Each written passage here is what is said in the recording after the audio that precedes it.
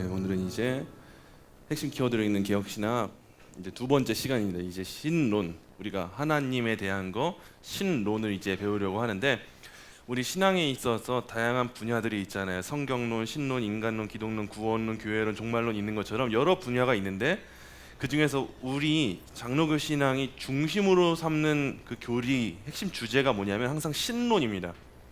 단순하게 우리 기독교 신앙의 중심이 뭐냐 했을 때 구원론이 중심이다라고 하면은 우리의 신앙이 단순히 나에 초점을 맞추게 되는 경향이 있어요. 근데 우리의 초점은 어디에 있냐면 항상 하나님 자체에 있어요. 그분의 영광에 있고 그분의 뜻이 무엇인가, 오늘 한번 그 내용을 살펴보려고요. 하나님이 어떤 분이시고 우리에게 어떤 걸 계시하셨고 어떤 일을 하시는가, 그걸 보도록 하겠습니다. 먼저 이런 질문에 대해서 한번 생각해 보려고 해요. 하나님은 누구이신가? 라고 하는 질문이 있고요, 하나님은 우리에게 어떤 분이신가? 라고 하는 질문이 있는데, 우리는 이 질문 중에서 어떤 질문에 좀 초점을 맞추어야 되냐면, 하나님은 단순히 누구이신가 자체가 아니라 우리에게 어떤 분이신가를 초점을 맞추는 것이 여러분 기독교 신앙의 핵심입니다. 단순하게 하나님은 누구시지 이 정도는 이방 종교도 할 수 있는 신관이에요. 신관. 단순하게 알라는 누구지? 부처는 누구지? 석가모니가 누구지? 이런 정도의 물음은 단순하게 그런 존재가 있구나, 제우스가 누구지? 이 정도의 이해만 갖게 되는데, 기독교 신앙의 특별성은 어디서 오냐면 이 신으로 불리시는 하나님께서 우리와 인격적인 관계를 맺으신다는 것에 핵심이 있어요. 그래서 여호와 하나님이라고 우리가 고백할 때도 하나님이 단순히 우리와 동떨어 계시는 분이 아니라 우리와 인격적인 관계를 맺으시는 언약의 하나님을 말해요. 다른 신들은 이런 언약의 신이 되지 못해요. 그래서 자기 백성이라고 할 사람들이 없어요. 그래서 자기 주권으로 끌고 갈 사람이 없어요. 그러나 하나님만은 우리에게 어떤 분이신지 우리가 집중해서 살펴보는 거예요. 여러분, 이게 바로 신론의 핵심 과제예요. 우리가 오늘 이걸 살펴보도록 할게요. 그래서 우리는 뭘 중요하게 여겨야 되냐면, 하나님은 성경을 통해서 자신이 그냥 단순하게 누구신지를 정의하시는 것, 그 정도가 아니에요. 하나님 성경에서 지속적으로 뭘 알려주시냐, 우리에게 하나님이 어떤 분이신지를 계속 알려주세요. 그래서 성경을 찾아보다 보면 구약 성경에 야곱의 하나님, 아브라함의 하나님, 누구의 하나님, 누구의 하나님, 누구의 하나님 참 지겹게 나와요. 그 이유가 뭐냐면 그 하나님이 오늘을 살아가는 나와 관계 맺고 계시는 나의 하나님이다를 알려주시는 거예요. 그냥 하나님은 하나님이다 이러고 끝나버리면 우리한테 큰 감흥이 없어요. 나와 관계 맺지 않는 분이 세상 창조하셨대요. 뭐가 중요해요? 나와 관계 맺지 않는 분이 나와 관계 없는 사람들을 구원하신대요. 그건 그렇게 크게 중요하지가 않아요. 이게 나에게 주어진 유익이 아니라면. 하지만 그 하나님이 나의 하나님이 되시고 나의 자녀로 삼아주신 그 하나님의 백성들을 놓치지 않고 포기하지 않으신다. 우린 바로 이 사실에서 은혜를 고백하는 거예요. 그래서 성경에서 하나님이 자기를 어떻게 계시하시는가, 우리가 그걸 한번 살펴보려고요. 그래서 오늘 핵심적인 강의 목표는 다음과 같은데, 우리 함께 한 목소리로 읽어보겠습니다. 시작. 삼위일체 하나님에 대한 성경적 지식을 통해 하나님을 바르게 알고 바르게 경외하는 신앙을 세운다. 네, 오늘 목표가 바로 이거예요. 삼위일체 하나님에 대한 성경적 지식을 먼저 가져야 돼요. 그래야 이 지식을 통해서 하나님을 바르게 알 거예요. 그리고 바르게 알면 뭐가 나오냐? 바르게 경외하는 신앙이 나와요. 이게 핵심이에요. 아는 거 중요해요. 이제 우리가 계속 배울 거예요. 계속 알게 될 거예요. 근데 이때 두 가지 부류로 사람들이 나뉘어져요. 어떤 사람들은 알았다고 말하는데 삶이 안 바뀌어요. 어떤 사람들은 알았다고 말하자마자 삶이 바뀌어요. 이 두 가지의 차이가 뭐냐? 삶이 안 바뀌잖아요. 그건 사실상 바르게 알지 못한 것과도 같아요. 연약하게 알았거나 아니면 바르게 알지 못했거나. 그래서 우리가 열심히 배울 때 중요한 게 뭐냐? 내가 어떻게 하면 이거 배운 대로 살지?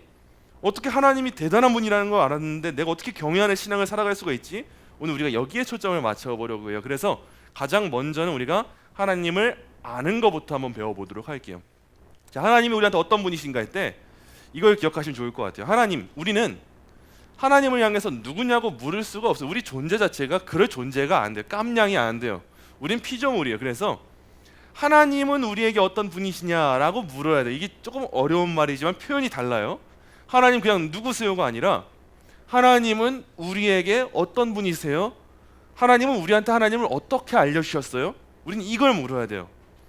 그래서 우리는 하나님에 대해서 하나님이 계시하시고 알리신 것 외에는 설명할 수도 알 수도 없다는 사실을 언제나 선으로 정해놔야 돼요. 이건 울타리예요. 그래서 제가 금요일 기도회 때도 말씀드렸는데 최근에 계속 내세에 대한 그 관심이 많아지는 것 같아요. 사람들이 진짜 이 세상에 얼마나 살기 힘든지 TV 드라마를 봐도 요즘에 천국과 관련된 드라마가 나와요. 뭐 천국보다 아름다운인가 뭔가 김혜자 씨가 나와서 배우분이 유명한 분이 나오셔서 하는데 거기서 천국에 대해서 뭐 다양하게 그림을 그려놓고 저도 짤막한 영상을 보니까 천국이 있고 지옥이 있는데 지옥엔 염라대왕이 나오고 막 그런 내용이 나오더라고요. 그래서 이거는 천국 지옥 말하는데 기독교야 뭐야 알 수도 없어요. 참 이상한 내용들로만 포장해놨는데 우리가 이걸 통해서 보는 게 뭐냐면 우리는 천국과 지옥이 있다는 건 알아요. 그리고 대충 천국이 어떤 곳이고 지옥이 어떤 곳인지도 알아요. 근데 우리는 정확하게 알 수는 없다는 것을 명확하게 해야 되고 정확하게 묘사하는 것은 좀 우리가 좀 지양해야 돼요. 그거는 천국에 대해서 우리가 어떤 이미지를 어느 정도는 알 수 있는데 성경에서 끝까지 다 알려주진 않았어요. 지금도 전 제일 궁금한 건 천국 가면 우리가 몇 살일까? 몇 살의 모습일까가 전 제일 궁금해요.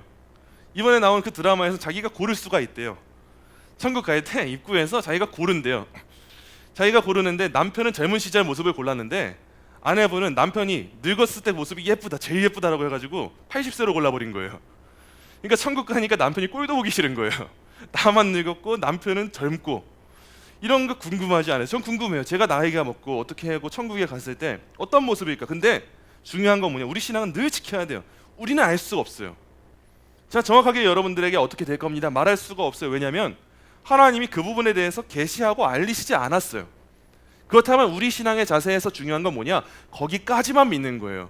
그 이상도 이하도 안 돼요. 딱 거기까지 믿는 거, 그게 중요해요. 이걸 기반으로 삼고 신론을 배워야 돼요. 자, 예레미야서 9장 24절 말씀 우리 함께 한 목소리 읽겠습니다. 자랑하는 자는 이것으로 자랑할지니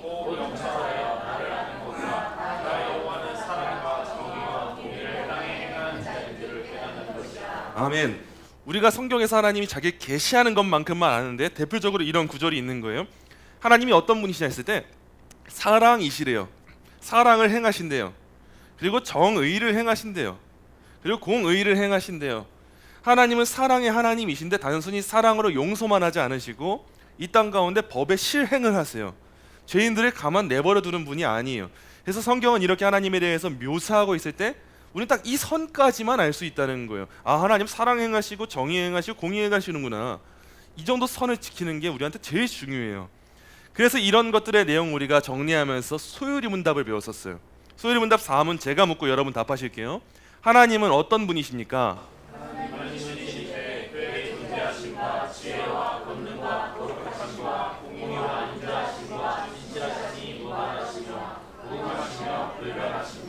네, 하나님이 어떤 분이신가 성경을 통해서 정리해 보니까 이렇게 간략하게 정리가 돼요. 더 담을 수밖에 없겠지만 하나님은 신이신데 우리말로 신이라고 표현된 게 영이라는 거예요. 영. 하나님은 단순히 우리처럼 육적인 존재가 아니라 우리와는 너무 다르게 영으로 존재하세요. 근데 그분의 존재 자체, 그 존재하심과 지혜와 권능과 거룩과 공의와 인자하심, 진실하심, 무한하심, 무궁하심, 불변하심 이런 모든 속성들이 있대요. 근데 우리한테 어려운 점이 뭐냐면은 이 중에 어떤 속성을 우리한테 주셨고 이 중에 어떤 속성을 우리한테 주시지 않았다는 거예요. 그래서 이걸 우리가 전에 배울 때 무슨 속성과 무슨 속성이라고 했습니까? 공유적 속성과 비공유적 속성이라고 했어요. 하나님이 우리를 하나님의 형상으로 지으시면서 일부분 담게 하신 게 있어요. 예를 들면 이런 거예요. 우리가 지혜가 어느 정도 있어요. 지혜가 어느 정도 있어서 예배 시간에 졸 때도 어떻게 하면 설교자한테 안 보이게 할지를 알아요. 잠깐 딴 생각할 때도 끄덕끄덕하면서 딴 생각하면 돼요. 그러면 아, 은혜 받고 있으시구나. 이런 지혜가 우리한테 있어요. 근데 이게 왜 있냐? 우리가 하나님을 일부분 닮아서 지금 웃으시면 한 번씩 해본 거예요. 이런 지혜가 우리한테 있고 우리한테도 능력이 어느 정도 있어요. 내 삶을 좀 유지할 수 있는 힘과 능력이 있고 부분적으로 거룩함이 있고 부분적으로 공의함이 있어요. 이런 게 우리가 하나님을 닮아서 있는 거예요. 근데 우리가 무한하느냐 할 때 우리는 무한하지가 않아요. 이거는 하나님만 가진 속성이에요. 우리가 무궁하느냐 할 때 우리는 무궁하지 않아요. 하나님은 불변하시는데 우리는 항상 변하고 있어요. 우리는 이런 하나님의 속성을 균형을 갖춰서 다 알고 있어야 되고 다 기록된 대로 믿어야 돼요. 그래서 웨인 그루뎀이라고 하는 신학자가 이런 말을 했어요. 하나님의 몇몇 속성은 다른 속성보다 두드러져 보일 수도 있지만 하나님의 모든 속성은 통일되어 있다는 사실을 깨닫는 것이 중요합니다. 우리한테 너무 중요한 말씀이에요.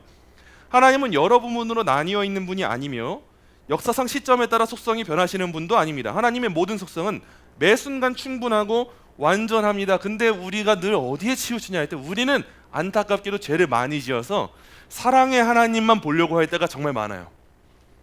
늘 인자하게 나를 기다려주시는 그 하나님만 보려고 하고 그 하나님은 날 오늘도 받아주실 거야. 이 마음을 회개하고 나서 가지면 다행인데 회개 안 하면서도 가져요. 하나님의 사랑이 얼마나 큰지 지금 내가 죄를 지어도 하나님은 날 사랑하셔. 근데 하나님은 성경의 말씀을 볼 때 죄를 사랑하시는 분이라고 한 적이 없어요. 하나님은 죄를 죽도록 미워하신다고 말하시고 질투의 하나님이라고 말하시고 공의와 정의를 행하는 하나님이라고 말하고 있어요. 그래서 우리는 뭐가 필요하냐?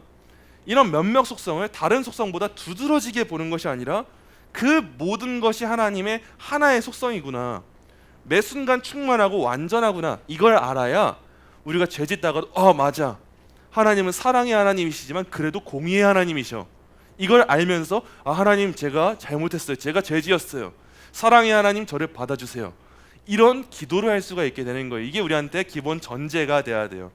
그래서 다음으로 넘어가자면 이 하나님은 자기를 어떻게 말씀하셨냐 했을 때 이 하나님은 자기를 삼위일체 하나님이라고 성경에서 보여주세요. 우리 다 배웠던 내용이에요. 5문 제가 묻고 여러분 답하실게요. 하나님 한 분 외에 또 다른 하나님이 있습니까? 한 분이시니 참되시고 살아계신 하나님이시다. 기억나시는지 모르겠어요. 우리 소연이 문 다 워낙 전에 했었어가지고 1문부터 한 80문 정도까지 했었는데 하나님이 어떤 분이냐 했을 때 하나님은 한 분뿐이시래요. 또 다른 하나님이 있냐 했을 때 아니요, 없어요, 한 분뿐이신데 참되시고 살아계신 하나님이세요 라고 정리를 했고 6문으로 넘어갔어요. 6문 제가 묻고 여러분 답하실게요. 하나님의 신격에 몇 위가 계십니까? 하나님의 신격에 3위가 계실 때 성부와 성자와 성령이십니다. 이 3위는 한 하나님이시며 본질도 같으시고 권능과 영광은 동등하십니다. 하나님이 어떻게 존재하시는가 하니까 성경에서 삼위일체라고 계시를 해요.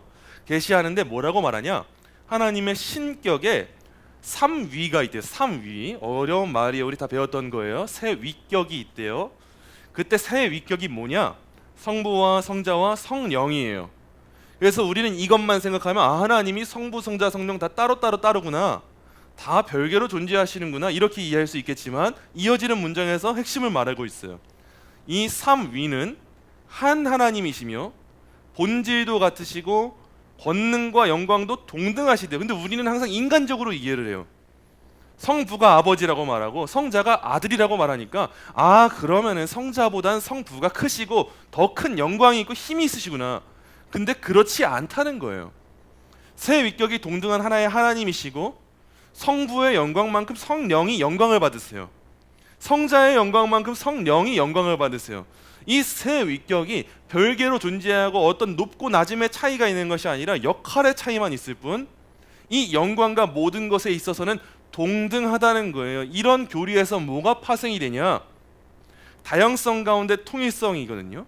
이게 어디서 발견되냐? 남자와 여자의 관계에서 발견되는 거예요.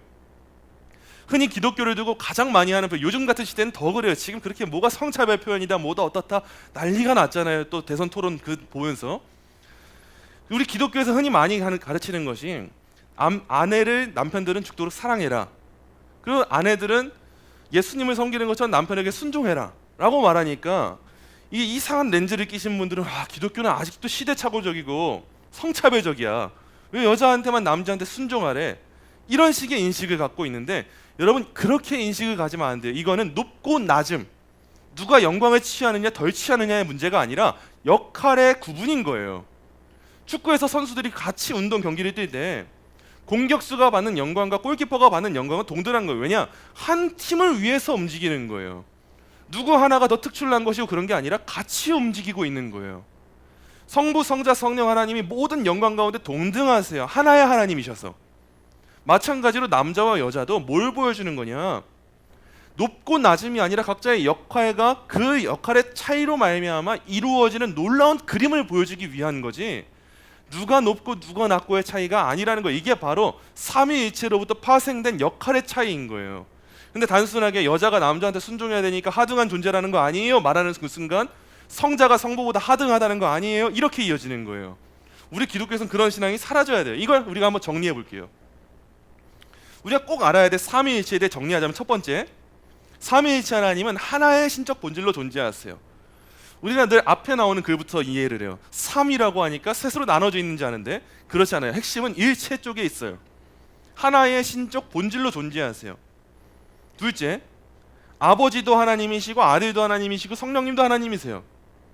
모두가 하나님이세요. 누가 뭐 하등한 존재가 아니에요. 근데 셋째, 각 위격은 구분되진 않되 구별되어 역할에 있어서.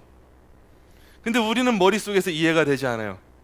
머릿속에서 그래서 셋이라는 거야, 하나라는 거야, 이해가 안 돼요. 왜냐하면 하나님은 우리 이해를 뛰어넘은 분이시기 때문에 그래요. 그런데 희한하게 하나님이 우리한테 믿음을 주실 때, 아, 하나님 성경을 보다 보니까 삼위일체를 이해는 할 수 없어도 믿어집니다 라고 고백하게 되는 게 은혜이고, 믿어지게 되니까 놀랍게 이해가 되는 역사가 일어나는 거예요. 그게 우리가 믿고 따르는 거예요. 그래서 여러분, 우리 그때 늘 외웠던 거 기억나시는지 모르겠어요. 제가 딱 모를 때 여러분 나오는지 한번 볼게요. 그 삼위일체가 뭐예요, 여러분? 이게 하나님이 우리를 지혜 있는 존재로 지으셔가지고 입만 꿈뻑꿈뻑 하시는 분들이 있어요. 우리는 불완전해서 그래요. 우리가 그때 그렇게 외웠던 게 바로 이거였어요. 세 위격에 하나님이 구별되세요. 어려우니까 이건 외울 수밖에 없어요. 우리가 그래야 이 단에 안 넘어가요. 누가 와서 괜히 말꼬투리 잡을 때 구분이 아니라 구별돼요. 구분되는 순간 삼신론이라고 하는 이단이 되는 거예요.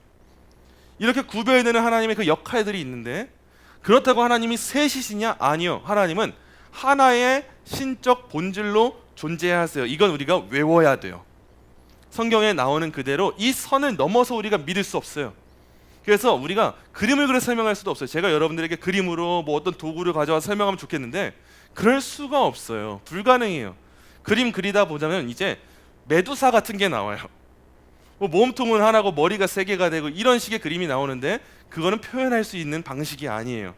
하나님은 세 위격으로 구별되어 존재하시나 하나의 신적 본질로 존재하세요. 이게 바로 삼위일체 교리인 거예요. 근데 우리가 여기서 조금만 더 심화 과정으로 나눠갈게요. 삼위일체론에서 우리가 크게 두 가지를 배워요. 하나는 뭐냐면 존재론적 삼위일체론이라고 해요. 하나님이 각 위격 간에 어떤 관계를 가지시는가. 그 다음으로는 경륜적 삼위일체론이라고 해요. 각 위격이 어떤 일들을 하시는가. 그걸 짤막하게 보도록 할게요. 자, 먼저 존재론적 삼위일체론이에요. 이 관계를 다루는 거예요. 관계론적 삼위일체론이라고도 해요. 성부와 성자와 성령 하나님이 계시는데, 먼저 성부 하나님은 이 각 위격 간의 관계 가운데 어떤 분이시냐? 나시지도 나오시지도 않으시는 분이세요. 관계적으로, 이해를 위해서 관계적이라고 하는 거예요. 우리의 시간 이해를 뛰어넘습니다. 성부 하나님은 관계적으로 성자와 성령에 비교할 때 나오시지도 나시지도 않으세요. 근데 성자 하나님은 어떤 분이시냐? 관계적으로 성부 하나님으로부터 영원히 나시는 분이세요. 아들이기 때문에 성부 하나님의 아들로서 영원히 나세요. 근데 여기서 중요한 포인트가 뭐냐? 영원히예요. 영원히. 이 말을 꼭 넣는 이유가 뭐냐면 우리는 나셨다라고 하면 시간적으로 이해를 해버려요. 아, 누가 몇 월 며칠 몇 시 몇 분에 태어났대, 이렇게 이해하기 때문에 붙인 말이 영원히 우리 이해를 뛰어넘어서 나셨다는 거예요. 시간 안에서 나신 것이 아니라 그렇게 영원히 나셨어요. 성부로부터 성자가 나신 거예요. 관계적으로. 자, 그럼 성령 하나님은 어떤 분이시냐 할 때, 성령 하나님은 성부와 성자로부터 영원히 나오시는 분이세요. 관계적으로 볼 때 나신 것이 아니라 나오신 거예요. 보내주셨거든요. 발출하셨다라고도 해요. 근데 여기서도 핵심이 뭐냐? 영원히요. 영원히. 어떤 시간에 따라서가 아니라, 시간 안에서 나오신 것이 아니라 영원히 관계적으로는 이렇게 나오셨다는 거예요. 그래서 앞에 작은 글씨 써 있지만 요한복음 15장 26절에 보시면은 내가 아버지께로부터 너희에게 보낼, 나신다는 거예요. 나오신다는 거. 보혜사 곧 아버지께로부터 나오시는 진리의 성령이 오실 때에 그가 나를 증언할 것이요. 성령이 어떤 분이시냐 할 때 아버지와 아들로부터 나오시는 분이시다 라는 것을 성경에서 보여주는 거예요. 그래서 이 성자에 대해서는 다들 이해를 쉽게 했었는데 교회 역사상 성령에 대해서는 성부로부터만 나오신 거야 라고 했던 사람들이 있었어요. 초대교회 때부터. 그래서 그때 어떤 교리가 만들어지냐, 필리오케 교리라는 게 만들어졌는데, 필리오케가 무슨 뜻이냐면 그리고 아들로부터라고 하는 말이에요. 성부와 그리고 아들로부터 나오셨다. 그래서 우리는 이걸 외우셔야 돼요. 이제는 성자는 누구로부터 영원히 나세요?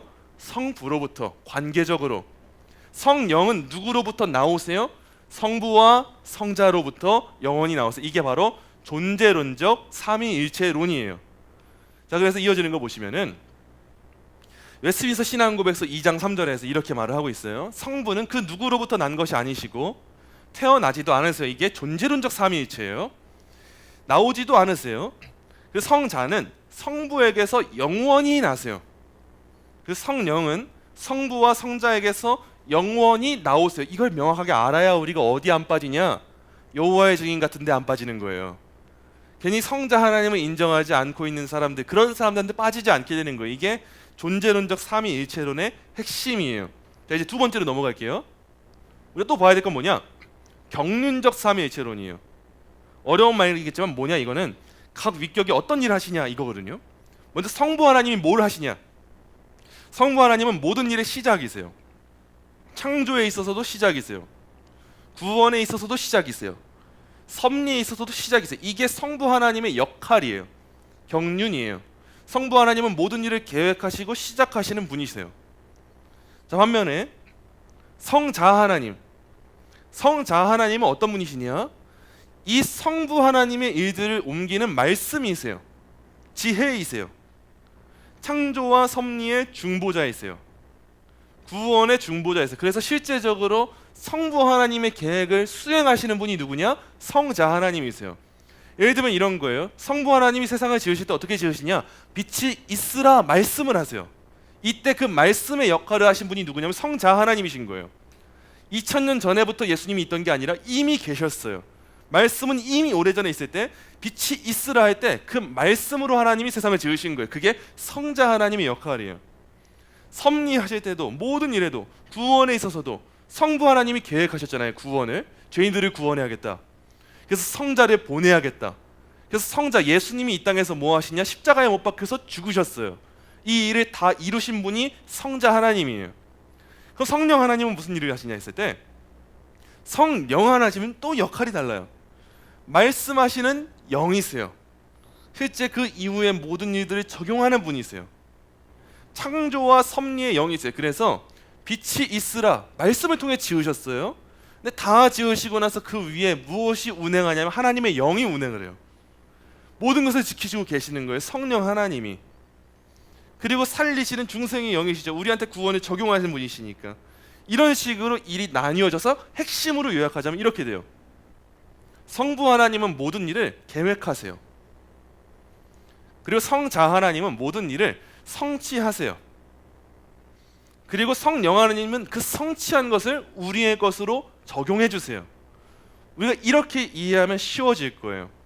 우리에 대한 구원을 성부 하나님이 계획하시고 그 계획하신 바를 성자 하나님이 성취하시고 그 성취를 나의 것으로 만들어 주시는 분은 성령 하나님. 이렇게 외우는 거예요. 그래서 칼빈이 이런 말을 했어요. 일하심의 시작 그리고 만물의 기초와 원천은 아버지께, 성부 하나님께 있어요. 모든 원천은. 그리고 지혜와 계획과 일들을 행하심에 있어서 경륜은 누구에게냐? 아들께. 그러나 행위의 능력과 작용은 성령께 맡겨진다. 이게 하나님의 일하심인 거예요. 그래서 하나님에 대한 지식은 유한해요. 우리한테는 너무 유한해요. 하나님의 계시의 한도 안에서만 우리는 알 뿐이에요. 그러나 우리의 알미란 이렇게 유한한 것임에도 불구하고 구원 얻게 여러분 충분해요. 걱정하지 마세요. 삼위일체 하나님 우리가 다 이해하지 못해도 충분해요. 성경에서 알려주신 것만 믿어도 돼요. 그래서 부분적으로 알고 있지만 그 지식은 사실이라는 걸 기억하시면서 아 맞아, 삼위일체 하나님이 나를 위해 계획하시고 성취하시고 적용하셨구나. 아멘. 내가 그것을 믿습니다. 내가 그 하나님을 의지하겠습니다. 우리는 신론을 배우면서 그걸 아는 거예요. 단순하게 나 이제 삼위일체 마스터했어. 다 나한테 물어봐. 삼위일체는 내가 다 이해했고 내가 모를 수가 있는 게 없어. 다 덤벼봐라고 하잖아요. 모를 수밖에 없는 게 너무 많아요. 어떻게 설명할 거예요 우리가? 그래서 셋이라는 거 하나라는 거 할 때 뭐라고 말을 해요? 말 못한단 말이에요. 그래서 우리는 겸손하게 하나님이 알려주신 선 안에서 저는 여기까지 알고 믿을게요.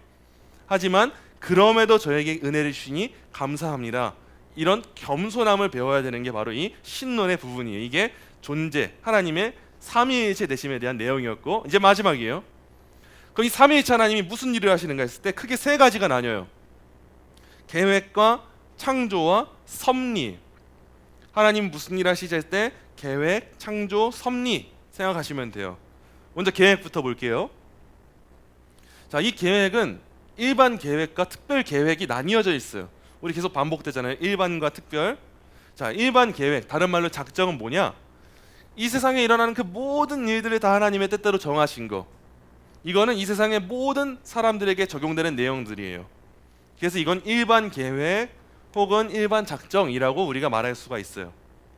근데 특별이라고 말이 붙을 때부터 이게 뭐와 연관이 되냐? 구원과 연관이 돼요. 하나님이 특별하게 계획하시는 게 있는데 그걸 우리가 뭐라고 하냐면 예정이라고 해요. 하나님이 예정하실 때 무슨 일을 하시냐? 죄인들 중 일부를 구원하기 위하여 주권적으로 죄인들 중 일부를 선택하세요. 그리고 선택하셨다는 건 뭘 말하냐? 다른 자들은 죄의 상태에 내버려 두세요. 유기하세요. 우리는 이와 같은 이중 예정을 믿고 따르고 있어요. 하나님은 모두가 죄인이어서 누군가를 구원하셔야 될 필요가 없어요. 의무성이 없어요. 그런데도 하나님은 얼마나 자비하신지 그 죄인들 중 일부를 택하기로 결심을 하신 거예요. 작정하신 거예요. 선택을 하신 거예요. 그리고 그 나머지는 공의의 심판을 받을 수 있도록 내버려 두시는 거예요. 그래서 에베소서의 말씀을 보시면은 4절부터 6절까지 말씀 우리 함께 한 목소리로 읽겠습니다. 곧 창세전에 그리스도 안에서 우리를 택하사 우리로 사랑 안에서 그 앞에 거룩하고 흠이 없게 하시려고 그 기쁘신 뜻대로 우리를 예정하사 예수 그리스도로 말미암아 자기의 아들들이 되게 하셨으니 이는 그가 사랑하시는 자 안에서 우리에게 거저주시는 바 그의 은혜의 영광을 찬송하게 하려는 것이라. 아멘. 우리가 이 예정교리도 어려운 게 뭐냐면 우리는 왜 이렇게 생각이 삐딱한 건지, 우리는 하나님의 뜻을 다 이해할 수도 없으면서 그냥 예정이라는 말 들으면 흔히 비그리스도인들이 그런 것처럼 아니 그럼 지옥 가는 사람들은 하나님 때문에 가는 거잖아, 이런 마음이 들어요. 우리는 이미 그 마음 상태가 하나님을 벗어나 있는 것에 익숙해서 하나님의 뜻이 어떻게든 선하다는 걸 받아들이지 못하고 유한한 우리의 머리로 하나님의 뜻이 왜 그러지? 내가 하나님이면 안 그럴 것 같은데? 이런 식의 생각을 가질 때가 종종 찾아와요. 근데 성경 말씀을 보니까 이 예정에 대한 답을 어디서 찾아야 되냐? 곧 창세전에 그리스도 안에서 우리를 택하사 우리로 사랑 안에서 그 앞에 하나님 왜 예정하셨냐? 왜 선택하셨냐 했을 때 거룩하고 흠이 없게 하시려고 죄인들 중 일부를 구원하실 거래요. 택하셨대요. 근데 이 택하신 이유가 뭐냐 했을 때 다른 게 나오잖아요.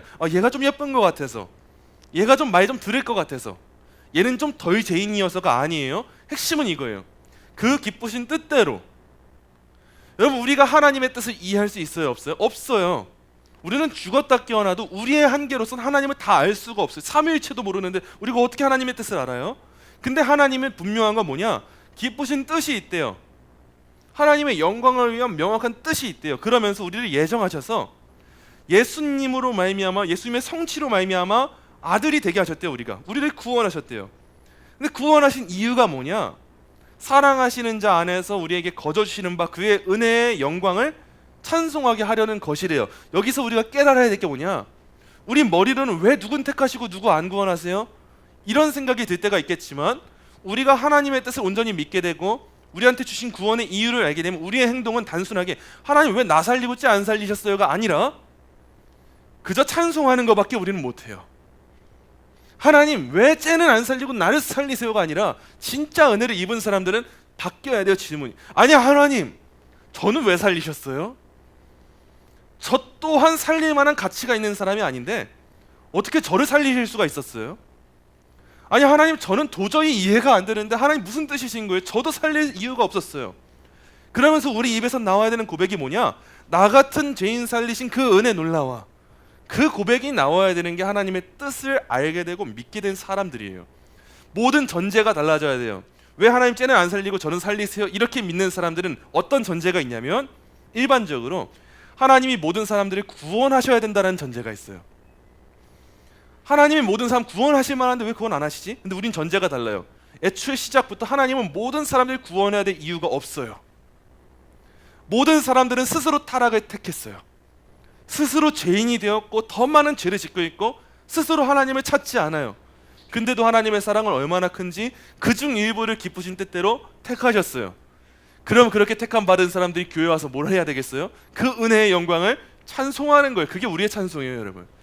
그래서 우리의 찬송이 더 깊어야 돼요. 풍성해야 돼요. 찬송이라는 건 여러분 터져나오는 반응이에요.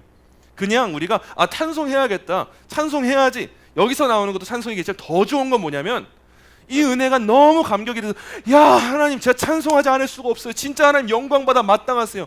이럴 수밖에 없는 상태를 우리가 원해야 돼요. 이게 터져나오는 반응이 누가 때리잖아요. 그럼 아파서 왜 때려 나오잖아요. 반대로 은혜도 그런 거예요. 하나님 은혜 주실 때 야 하나님 저한테 은혜 주셨어요. 어떻게 이렇게 은혜를 주세요? 제가 찬송하겠습니다. 하나님 영광마다 마땅하신 분이세요. 이런 고백이 나와야 되는 거, 이게 바로 하나님의 작정을 바르게 알게 된 사람들인 거예요. 이게 먼저 첫 번째, 하나님 계획하신다라는 내용이에요. 자, 둘째, 창조예요. 이거 우리가 워낙 많이 다뤘던 거여서 빠르게 넘어갈게요. 하나님은 어떻게 창조하시냐 했을 때 핵심은 무로부터 창조하세요. 우리 인간의 창조는 항상 뭐가 있는 상태에서 해야 돼요. 재료가 있어야 돼요. 물감이 있어야 돼요. 석고가 있어야 돼요. 흙이 있어야 돼요. 무언가 물건이 있어야 요리도 하고 작품도 만들고 글도 쓰고 할 수 있어요. 근데 하나님의 창조는 달라요. 이런 게 없는데도 말씀하시면 다 되는 창조였어요. 그리고 하나님이 왜 창조하셨는가 했을 때 하나님이 이유가 있죠. 하나님의 영광을 위해서 창조하셨어요. 우리가 서로 축복하는 거 좋아요. 당신 사랑받기 위해 태어났어요. 맞아요. 사랑받기 위해 태어났어요. 근데 삶의 의미와 존재의 목적이 어디 있는가? 그냥 사랑받는 것 자체는 아니에요. 하나님의 영광이 목표이고 그 과정 가운데 사랑을 받는 거예요. 우리가 예수님 믿는 이유도 제가 수차례 말씀드리지만 명확해요. 단순하게 천국 가려고 자체가 아니에요. 우리 예수님 믿는 이유는 뭐냐? 하나님 영광을 위해서. 근데 이대로 살아가니까 이게 웬걸? 천국을 가는 거예요. 그게 우리가 지음받은 목적이다라는 거예요. 자, 세 번째 넘어갈게요. 섭리. 하나님은 이 세상을 지으시고 내버려 두지 않았어요. 그냥 너네끼리 잘 살아봐. 그냥 너네 내가 만들어놨으니까 한번 잘 움직여봐. 이러는 분이 아니라 섭리하세요. 돌보시고 입히시고 재우세요. 이때 섭리도 일반 섭리와 특별 섭리가 나뉘어져서 설명될 수가 있어요. 일반 섭리는 뭐냐? 크게 세 가지. 보존, 통치, 협력이에요. 자, 먼저 보존부터 보시면은 하나님은 지금 우리가 다른 옆 사람들 안 돌보고 있잖아요. 자연 만물 안 돌보고 있잖아요. 근데도 지금도 풀들이 자라나게 하시죠. 그리고 하늘 나는 새들이 알아서 잡아먹히면서 살게 하시죠. 지금도 비가 내리면 그 안에서 작물들이 자라나게 하시죠. 심지어 지금 우리가 나 지금 너무 살고 싶어 하는 중이에요? 아니에요. 근데도 지금 우리가 하나님 저 좀 살려주세요 안 하는데도 하나님은 살게 하세요. 이게 하나님의 보존하시는 은혜인 거예요. 얼마나 감사한 건지 몰라요. 그래서 우리가 이걸 알잖아요. 그러면은 우리 생명의 가치를 더 묵상하고 살 수밖에 없어요. 지금 좀 지나가면 좋겠다. 진짜 지루하다. 이런 마음들이 주로 어디서 나오냐? 사실은 불신앙에서 나와요. 하나님이 나를 살려주신다는 건 여러분 이유가 있는 거예요. 지금 숨쉬게 하셨고 지금 여기 앉아있게 하셨으면 이유가 있어요. 들으라고 하신 거예요. 귀를 열으라고, 마음을 열으라고, 하나님 어떤 분이신지 알라고. 이게 바로 보존하시는 은혜예요. 그리고 통치하세요. 지금도 우리나라 대통령 누가 될지 모르겠어요. 근데 어찌됐건 하나님은 사람을 세우세요. 위정자 세우세요. 그리고 이 나라가 유지되게 하시고 세계가 유지되게 하시고 통치하세요. 근데 섭리에서 우리가 기억했으면 하는 건 뭐냐? 하나님은 어떻게 통치하시냐? 협력하시면서 통치하세요. 그냥 폭군들, 그냥 독재자들은 자기 뜻대로만 통치를 해버리고 사람들 의견이 없어요. 자유를 뺏어버려요. 근데 하나님은 그러시지 않으시고 우리의 자유를 사용하시면서 일하세요. 그래서 어떤 사람들이 흔히 은혜를 받냐? 열심히 말씀 보고 기도한 사람들이 은혜를 받아요. 어떤 사람들이 더 잘 살게 되냐? 열심히 하나님 뜻대로 사는 사람들이 잘 살게 돼요.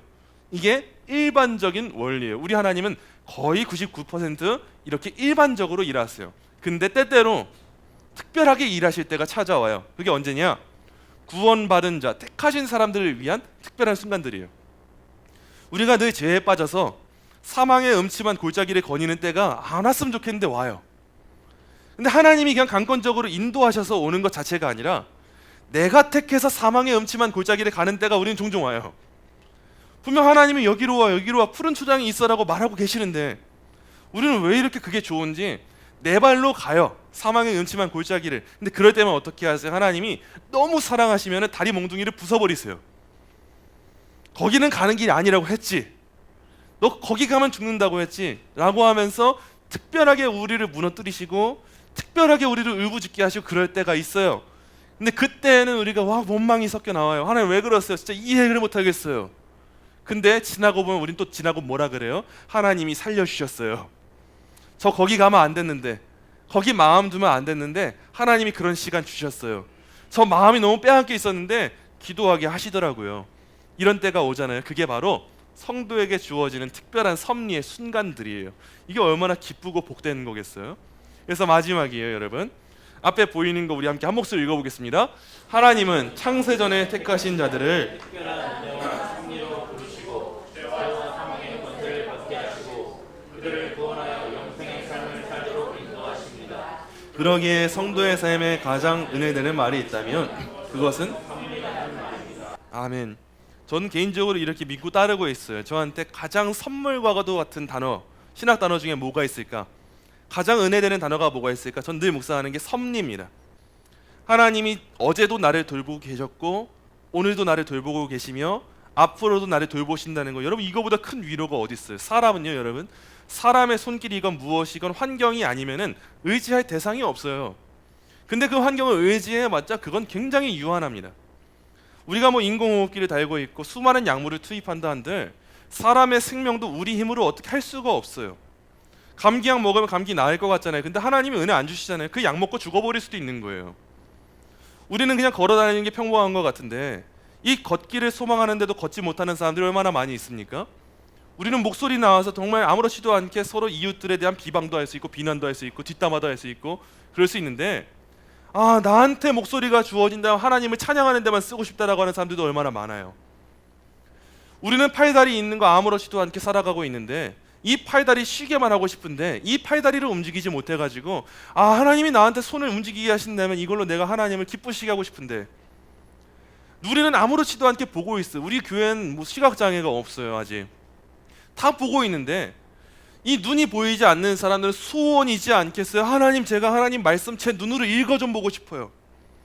근데도 우리는 아무렇지 않게 흘러가는 시간 그냥 보고 있잖아요. 젊을 때 젊은이들의 특성상 젊음은 영원한 것처럼 보이기 때문에 젊을 때 눈 좀 잘 보일 때 우리 권사님들 가장 많이 하시는 말씀이 뭐냐 들어보니까 세보니까 항상 이거예요. 눈 잘 보일 때 말씀 좀 읽어놓고 그랬어요. 갑자기 노안이 오니까 말씀 보는 것도 힘드신데 그 꾸역꾸역 읽으시느라 고생하시는 거예요. 그래서 젊음이 있을 때 더 많이 읽었어야 되는데 제가 그때 그러지 못한 게 참 아쉬워요. 근데 그때는 그게 왜 이렇게 안 보이는지 모르겠어요. 이런 것들을 통해서 우리가 봐야 될 게 뭐냐, 우리는 항상 기적을 바라잖아요.